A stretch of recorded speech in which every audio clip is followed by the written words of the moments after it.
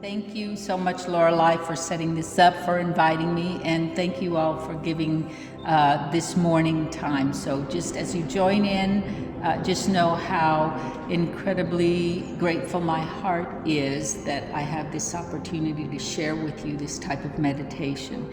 Kundalini Yoga is one of the oldest types, and it is very specific in its purpose for meditation. Okay, unlike other forms of meditation where you come and you sit, and when you come to meditate, there are so many different styles, but Kundalini purposefully sets up a reason. And so there are hundreds and hundreds of different kinds of meditations that we can use in Kundalini Yoga. But I want you to remember that when we sit to meditate, we begin where we are, and then we gradually and steadily sharpen our consciousness and clear our minds and strengthen our bodies and delve into the energetic spiritual side. So meditation is as different for anybody as there are any forms of meditation. I think Kundalini has its roots in Sikh philosophy. So there is a religious underground to it in terms of being part of the Sikh religion and faith, but it's so open that all it does is that it opens up the spirit and uses physical and physiological aspects to it as well. So the only thing I would say is people sometimes say, ooh, when you call it the Kundalini, you have to be careful because it could be dangerous.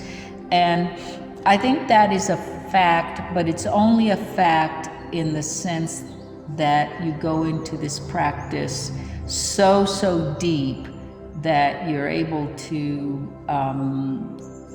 get into another consciousness. But at the level that we are working, it's opening us up, it's preparing us to look into ourselves and to delve into those things that we feel that we want to change, that we want to address, that we want to experience. So there's no danger here. Once in a while, I have had somebody in class who feels things so emotionally that they either cry or they feel angry even, or I even had one woman start to laugh uncontrollably. I mean, she said, I'm trying not to laugh, but it just touched something in her. And so if you experience anything like that, it's not unusual and it's fine. It just means that your other sense is opening up. In Kundalini, as in other forms of yoga, we talk about having 10 bodies, and so that there are 10 realms of consciousness in each of us. And so sometimes you go a little deeper into that consciousness and it triggers things. But this morning, the Kundalini meditation that I've chosen is a meditation that's used often for eliminating things in the past, letting go of things in the past, of healing negative thoughts, and even overcoming grief. And we have all suffered a sense of loss and grief in this past year. And the idea that we're looking to come out of it is so special. And so I think that this particular meditation will work. We use the body in angles. Okay, there are angles in Kundalini Yoga, there are movements, there are hand and finger configurations that we make, and sometimes they seem a little strange, but they're all done purposefully, because what we're doing is we're moving energy in certain meridians And if you practice yin, you understand about the flow of energy through the meridians. We work with the energy flow of the chakras, of the energy centers. We work with the flow of the aura, which is that space that surrounds you and protects you and projects who you are. And then there's the spiritual body that we're working with. And so there's a lot of subtle work going on in here aside from the actual meditation. We have the if you're comfortable, it would be nice to be sitting in easy pose, sitting with your sits bones on the floor, your spine nice and lengthened. We've just been in bed, and so we've kind of compressed ourselves, and so now is an opportunity to just bring that spine up and lift it. And you just inhale and roll those shoulders up, squeeze the shoulder blades together, and then drop them down. Think about creating a nice space between the bottom of the earlobe and the top of the shoulder so that there's a lot of area for your neck to stretch and to be comfortable. You would like to have the chest open so that the breath comes. And in Kundalini, we work with sound, with breath, with position and angles of the body, and sometimes with movement. And so we're going to incorporate those as well. Sometimes there is a mantra, a chant that goes along with it. And I welcome you to do it if you choose. It's not necessary. It's just another way of engaging the body in the meditative state that you're going. And this particular mantra is Har, H-A-R, Har, and it's like rolling your tongue at the very top of at the roof of your mouth, like a Spanish R, Arr, and you can do that. I will start it out and then I will go silent, but if you choose to do it, it's totally up to you. If you choose to do it silently, that's up to you. I just don't want to disrupt your ability to sit and to focus. One of the reasons we use angles is to keep the focus on what we're doing so that monkey mind doesn't come in and disrupt that much. And then there will also be the breathing, and the breathing is as you need it. I don't want you to feel that you have to adjust the breathing in any way. You just breathe as you need it, but focus on your body angles and your breath, and you'll find that that's what will keep you within the meditation. You'll find that the parasympathetic nervous system will be cueing in, because you'll start to your heart rate will kind of slow down, the breath will be steady, you'll find yourself with it'll actually affect the circulation. So again, there's a lot that's going to be going on in here.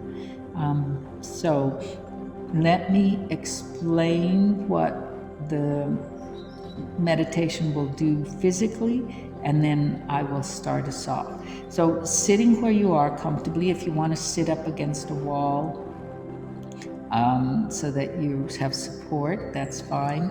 If you want to sit on a blanket or a meditation pillow so that your pelvis tilts forward and that allows you to keep your spine straight, you can do that as well. Otherwise, sitting, just bring the arms forward in front of the body like you're going to be receiving a gift. So the elbows are kind of close to the rib cage. They're not stuck in it. They're not pushing against the body. You're just asking, yeah, that's right. You're just asking for something to be placed in your hands. And basically what's in your hands is all the worries, the problems, the loss, the sadness, the grief, the confusion, anything that you would like to kind of just move out of your life at this point. So that's what you're doing. Your hands are open, noticing that the open hands are receiving all those things. We're not fighting the possibility that those exist in our lives. We're acknowledging and accepting them. And so we have them. And then as you inhale, lift the hands up, bend at the elbows, bring those hands up beside the ears, push back so it goes behind you, and then as if you're dropping your cares, and then come back and then bring them back to the place. And so if you even want to do this, you can pretend to scoop something, inhale, lift, bring it up, bring it up, bring it up, past your shoulders, and let it go. And this comes from this meditation is often done in the Ganges in India, in the river, and the people who are suffering grief and loss wade out into the Ganges waist high, and then they dip in, they pick up the water, they bring it up, they bring it over, and they let it go behind them. And so that's a way of getting rid of your troubles. Okay, so now that you know where we're going with that, that's what we'll be doing. So if you'll just kind of sit for a minute, you may get, if you get a little tired of the motion, it's okay. I think we'll begin in just a little bit, and we'll do it till the end of class. I'm going to start with a chant that will get us settled, and it just means I bring my divine self and my creative energy and power into this meditation. I'll start that, and then as soon as we do that, we're going to start our meditation. So, and if it's too loud for you, back up. I'm just going to chant so that you can hear the sound. Om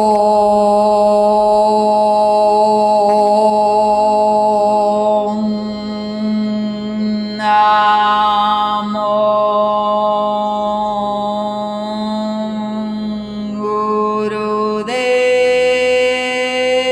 Gurudev Namo.